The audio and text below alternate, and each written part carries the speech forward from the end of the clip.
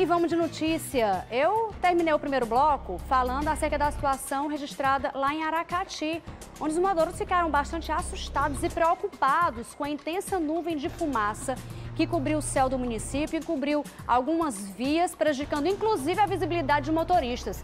Ricardo Lima volta a conversar conosco para trazer informações acerca desse caso. Ricardo, onde foi esse incêndio que deixou aí todo mundo apavorado? Conta pra gente. Isis, esse incêndio ele está acontecendo no município de Aracati, não é de hoje, mas hoje ele ganhou proporções maiores e insuportáveis para moradores lá do município de Aracati e finalmente ele está sendo combatido da maneira como deveria acontecer. O que acontece? Desde o dia 10, por causa da seca, né? A região de Aracati ela é muito seca, é uma região praiana, chove menos aquela área lá, historicamente é uma região das que menos chove e nesse período do ano já começa a surgir os primeiros focos de incêndio causados ou por alguém que está tentando preparar a terra para plantar no ano que vem ou até mesmo pela questão do calor, né? Mas esse, especialmente, o do dia 10, começou por causa de uma queimada que foi feita lá para limpar um terreno e a pessoa que fez perdeu o controle da situação e ela se alastrou. De lá para cá, as chamas vêm se reacendendo e agora se tornou muito mais forte. O município de Aracati tinha uma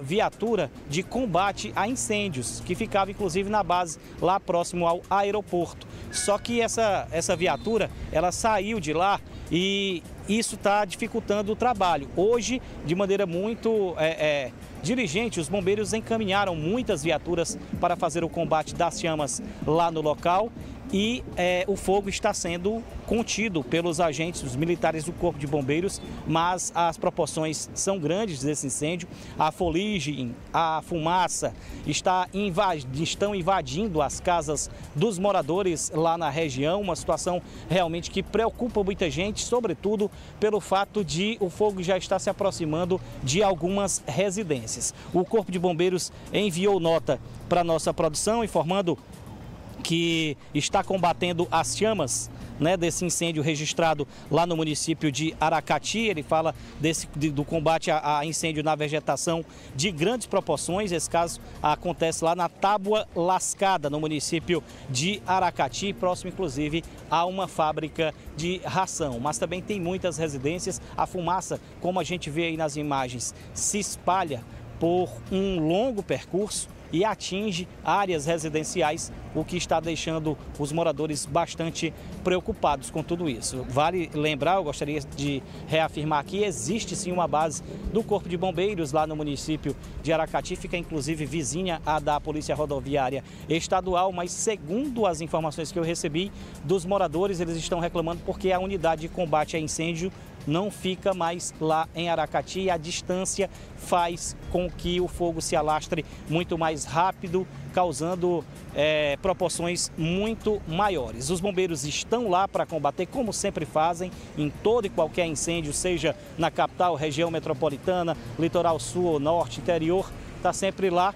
para cumprir com a missão que lhe foi passada e a gente vai aguardar a atualização desse caso aí. Eu imagino que vai levar todo o final de semana para controlar totalmente as chamas, até por causa da distância, para pegar água, recarregar as unidades e voltar para o combate, que é feito também de outras formas pelos militares dos bombeiros lá no município de Aracati. Agora, impressionante essa nuvem de fumaça que se formou lá, né, Isis? Eu até imaginei que fosse chuva quando eu vi as primeiras imagens. Eu disse, olha aí, rapaz, Aracati que quase nunca chove, agora está chovendo. Mas, infelizmente, a nuvem densa é de fumaça e não tem nada a ver com a chuva, viu, Isis? Antes fosse, né, Ricardo? Ontem nós vimos, inclusive, um incêndio criminoso em uma área de vegetação de preservação ambiental na zona rural de Araripe, onde uma pessoa foi presa, provocou um incêndio e por pouco não causa uma tragédia, não mata animais.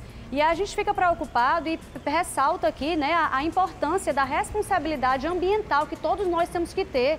Nada de queimadas, às vezes, Ricardo, uma pipetazinha de cigarro inofensiva, ainda um pouquinho acesa, jogada num local de vegetação seca. Pronto, essa imagem é impressionante. A gente está mostrando agora a nuvem de fumaça, Ricardo, a parada, uma foto. Quer dizer, todos nós temos que ter responsabilidade, saber o nosso papel e pensar também nos animais que ficam nessas áreas. Cobras, lagartos, né, pássaros, a população como um todo. Acidentes acontecem por causa do excesso de fumaça nas estradas, porque deixa aquela nuvem de fumaça, né, que acaba prejudicando a visão do motorista, aquele nevoeiro, né, vamos dizer assim. Então, todos temos responsabilidade, se há culpados, têm que ser identificados e presos, porque isso é um crime, previsto em lei, inclusive.